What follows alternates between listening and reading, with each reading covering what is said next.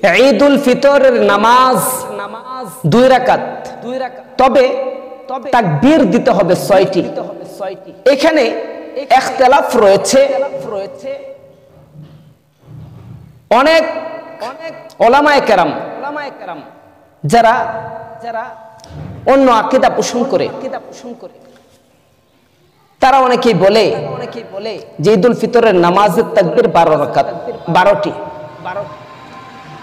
আমি বলতে চাই যেহেতু 12টিও সহিহ হাদিস দ্বারা প্রমাণিত, 6টিও সহিহ হাদিস দ্বারা প্রমাণিত, সেহেতু 12টি বলে না চিল্লে জাতিকে বিভ্রান্তির শিকার না করিয়ে, জাতিকে গাফলার সাগরে ভাসিয়ে না দিয়ে আপনারা যেভাবে ইমাম আবু হানিফা রাহমাতুল্লাহি আলাইহি দেখিয়ে গিয়েছেন যে পন্থা এবং হাজার বছর ধরে যে সিস্টেমের আলোকে আমরা ইবাদত করে আসছি, সেটাও যদি সহিহ হয়ে থাকে তাহলে আপনারা সেভাবেই আমল করার চেষ্টা করুন। জাতিকে আর কত ধ্বংস করবেন আপনারা, জাতিকে আর কত ডাস্টবিনে নিক্ষিপ্ত করবেন আপনারা, জাতিকে আর কত আমল থেকে বিরত রাখার জন্য সর্বপ্রকার চেষ্টা আপনারা করে যাবেন। বাদ দেন, ওই দিকে আমি আর কথা বলতে চাই না। ঈদুল ফিতরের নামাজ সংক্রান্ত কিছু আলোচনা আপনাদের সম্মুখে উপস্থাপন করতে চাই। অনেকেই ঈদুল ফিতরের নামাজ প্যাচ লাগিয়ে দেয়। এখন আসুন, প্যাচগুলা কোন জায়গায় লাগায় আর লাগাবে এটাই স্বাভাবিক। কারণ হলো 5 ওয়াক্ত নামাজ আমরা প্রতিদিন 5 বার পড়ে থাকি, কিন্তু ঈদের নামাজ বছরে 2 বার পড়ি। মনে থাকবে না, এটাই স্বাভাবিক। সুতরাং ঈদের নামাজটি আমরা কিভাবে আদায় করব, 6 তাকবীর কিভাবে দিব, কখন হাত বাঁধবো আর কখন হাত ছাড়বো, এই বিষয়ে আমাদের জানা অত্যন্ত জরুরি।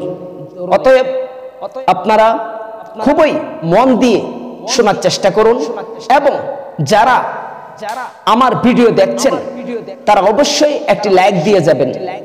আর যদি আমার চ্যানেলে নতুন হয়ে থাকেন অবশ্যই পরবর্তী ভিডিওর নোটিফিকেশন পাওয়ার জন্য চ্যানেলটি সাবস্ক্রাইব করে পাশে থাকা বেল আইকনটি বাজিয়ে দিবেন। জাযাকাল্লাহ। আসুন দর্শক, আমরা জেনে নেই। সর্বপ্রথম নিয়ত করতে হবে। আমার আরেক ভিডিও তৈরি হয়েছে নিয়ত সম্পর্কে, বাংলা আরবি উচ্চারণ সহ নিয়ত দেওয়া রয়েছে। এরপর আমি এখানে আবারও বলছি, বাংলায় আরবিটা আপনি ডেসক্রিপশনে পাবেন। নাওয়াইতু আন উসাল্লি লিল্লাহি তাআলা রাকাতাই সালাতিল ঈদুল ফিতর মা 6 তাকবীরাতি ওয়াজিবুল্লাহি তাআলা ইকতাদাইতু বিহাদাল ইমাম মুতাওয়াজ্জিহান ইলা জিহাতিল কাবাতিশ শরীফাতি। আল্লাহু আকবার। বাংলায় করলে আমি কিবলামুখী হইয়া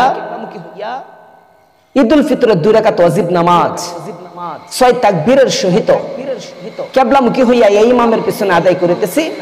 আল্লাহু আকবার। আপনি সর্বপ্রথম যে রাকাতটা পড়বেন, এই রাকাতে আপনি নিয়ত করার পরে সর্বপ্রথম কি করবেন? আল্লাহু আকবার বলে হাত বাঁধবেন। মনে থাকে যেন সর্বপ্রথম আল্লাহু আকবার বলে কি করবেন? হাত বাঁধবেন। আপনি হাত বাঁধলেন, বাঁধার পরে আপনি প্রথমেই পড়লেন সানা সুবহানাকাল্লাহুম্মা ওয়া বিহামদিকা ওয়া তাবারাকা ইসমুকা ওয়া তাআলা জাদ্দুকা ওয়া লা ইলাহা গায়রুক।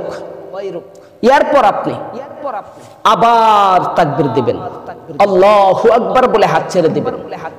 এখানে আর কিছু বলার প্রয়োজন নেই। আবার তাকবীর দিবেন, আল্লাহু আকবার বলে হাত ছেড়ে দিবেন। আবার তাকবীর দিবেন, আল্লাহু আকবার বলে হাত বেঁধে নেবেন। প্রথম তাকবীরে আমরা হাত বাঁধছি, দ্বিতীয় তাকবীরে হাত ছেড়ে দিছি, তৃতীয় তাকবীরেও হাত ছেড়ে দিছি, চতুর্থ তাকবীরে আবার হাত বেঁধে নিলাম। এরপর আপনি কি করবেন? এরপর আউযু বিল্লাহ বিসমিল্লাহ পড়ে সূরা ফাতিহা পড়বেন।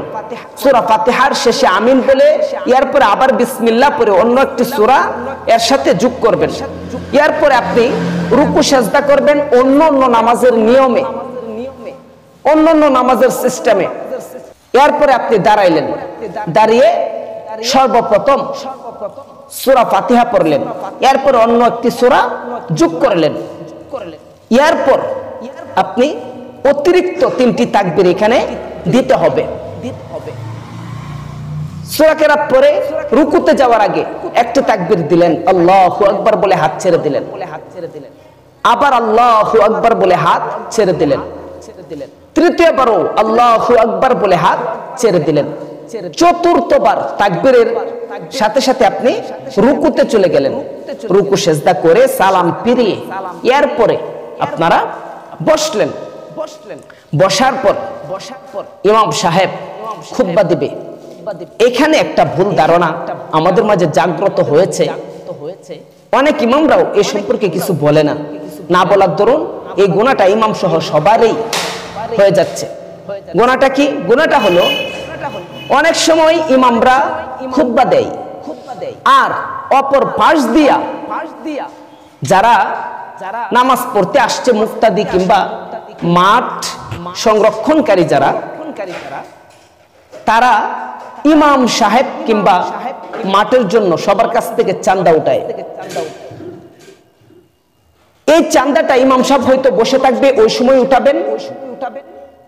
চাঁদা উঠানো অত্যন্ত জরুরি, অবশ্যই ইমাম সাহেবকে কিছু দিতে হবে, দেওয়াটা অত্যন্ত জরুরি। ঈদ উপলক্ষে আপনারা লাখ লাখ টাকা মার্কেটিং করেন। অনেকে তো এমন রয়েছে বাংলাদেশে তাদের মার্কিন হয় না, বাহিরের রাষ্ট্র থেকে মার্কেট করে নিয়ে আসতে হয়। আর মসজিদে গেলে কিংবা ঈদের নামাজ পড়তে গেলে ইমাম সাহেবকে 500 টাকা হাদিয়া দিতে তাদের কলিজা পর্যন্ত কাঁপে। এমনও মানুষ আছে 10 টাকাও দান করে, যে আমি 10 টাকা দিলাম। ঈদ উপলক্ষে একটা মানুষকে 10 টাকা কি করে দেওয়া যায়? 10 টাকা তো একটা ফকির এখন ভিক্ষাও নেয় না। ভিক্ষা নিতে গেলেও কমপক্ষে 20 টাকা দিলে একটা ফকিরে ভিক্ষা নেয়। আর যিনি নেতা, যিনি লিডার, দুনিয়া ও আখেরাতে আপনার লিডার যিনি হবে, তাকে আপনি দেন 10 টাকা, তাকে আপনি দেন 20 টাকা।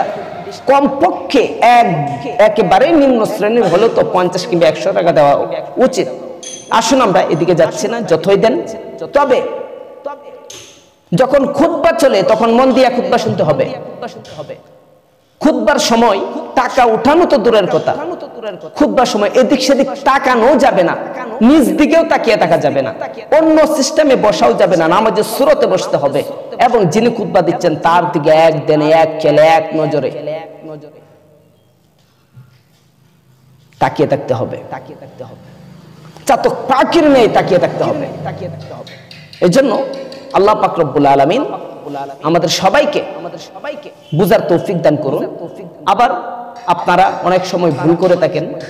আমাদের প্রত্যেকটা এলাকাতে মসজিদ রয়েছে, মসজিদের ইমাম সাহেবদের কাছে যাবেন, যে আপনারা প্র্যাকটিক্যালি শিখবেন। প্র্যাকটিক্যালি আপনারা ইমাম সাহেবের কাছ থেকে শিখে নেবেন।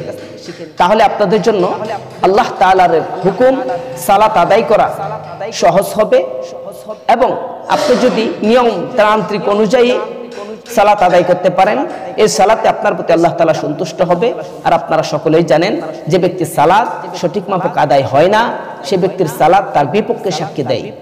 আর যে ব্যক্তির সালাত সঠিক মাফক আল্লাহ তাআলাকে হাদিয়া স্বরূপ দিতে পারে, এই ব্যক্তির সালাত আল্লাহ পাক রব্বুল আলামিনের দরবারে দোয়া করে যে আল্লাহ আমার ইজ্জত সে যেমন দিল তুমিও তার ইজ্জত বাড়িয়ে দাও। আর না হলে সে দোয়া করে আল্লাহ আমাকে যেমন সে ধ্বংস করলো তাকেও তুমি ধ্বংস করো। এর জন্য নামাজ কারোর জন্য জান্নাতের চাবি, কারোর জন্য আবার জাহান্নামের চাবি। আপনারা সঠিক মাপক নামাজ আদায় করার চেষ্টা করবেন, না পড়লে তো নিশ্চিত জাহান্নামী, এটার মধ্যে কোনো সন্দেহ